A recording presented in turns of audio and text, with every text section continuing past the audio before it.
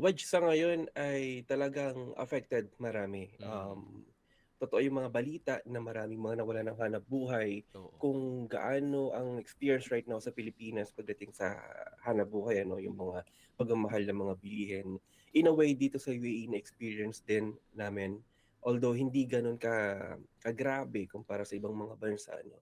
Dito sa UAE maraming mga kumpanya ang kailangang mag-adjust ng kanilang, cost. So Naku, maraming mga tinanggal, oo, especially yung mga nasa hospitality, F&B, oo. sila yung mga pinakauna talagang affected, dito.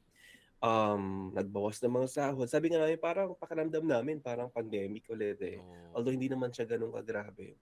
Um, Nagbawas ng mga sahod, siyempre hindi naman tayo puwedeng mag-stay ng gano'n. So we need to look for other employer Mm. na makakapagbigay sa atin ng, kailangan natin para maka-survive dito sa bansang ito. So, ibig sabihin yung mga halimbawa yung mga alam ko talagang malaki ang, naapektuhan is yung tourism, hospitality and tourism industry.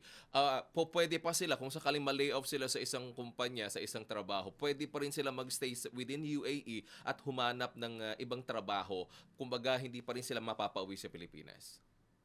Yes, ang gobyerno ng UAE yung pinaka-latest na information na na-receive natin ano, Mm. inaalaw pa rin sila. So kumbaga na-waive yung supposedly kasi may penalty. Oo. Kapagka na-expire yung visa mo, magkakaroon ka ng penalty ng overstay. But for the meantime, habang hindi pa talaga 100% okay ang bansang ito, Mm. yung tension sa Middle East, ay inaalaw pa rin yung mga nag-expire na yung mga visa to stay dito. Na-waive muna yung kanilang um, possible na mga penalties sa Mm. overstay dito. So, ibig sabihin yung gobyerno ng UAE is talagang nagbibigay pa rin ng opportunity sa mga foreign Mhm, workers nila, mhm. especially OFWs.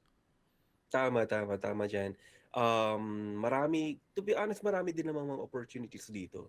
Mm. Kumbaga hindi naman totally tumigil yung mga hanap buhay dito. Tuloy-tuloy pa rin naman despite itong Middle East na tension ano. Although medyo nag-slow down lang pagdating sa mga sahod, Oo. kinailangan lang muna i-stop yung ibang mga hanap buhay para lang din makaiwas na din itong gulong nangyayari now.